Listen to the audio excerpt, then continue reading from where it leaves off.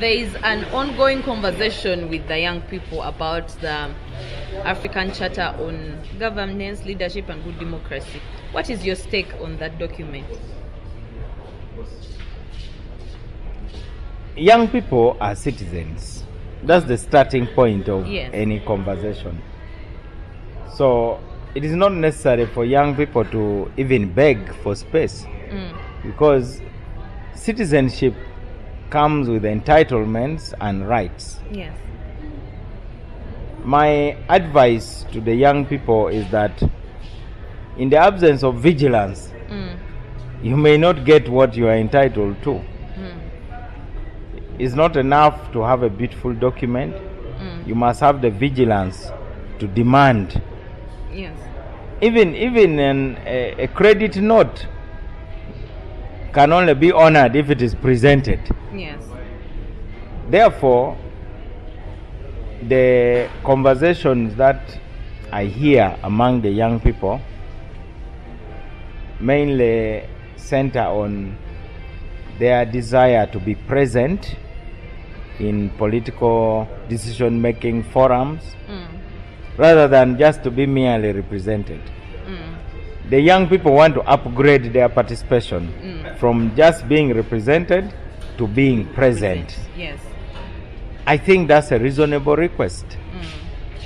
The young people, many of them are highly educated, many of them have very impressive CVs. Some of them have a tremendous amounts of experience. Initiatives like Faraja are a challenge to the tendency to exclude young people. Yes. So you have to be vigilant. You know, there's a saying that if you are sharing a blanket with a hunchback, you must hold on to your side of the blanket with all your power, because when the hunchback turns, you may find yourself in the cold. Yes. So most of our governments, including the Uganda government, are like hunchbacks. So the only answer is vigilance among the young people. Yes. So in brief, do you agree that the African Charter on Democracy and Good Governance is a good document and young people should continue pushing for it? Because Uganda is number 4 in signing that treaty. Implementation has gone hayway, but we are still hopeful. So do you encourage us to continue pushing until we see the implementation, the domesticating, the ratifying of this document in our country? Nations are built on the dreams of young people. Yes. A nation can only dare great things if it embraces the dreams of the young people.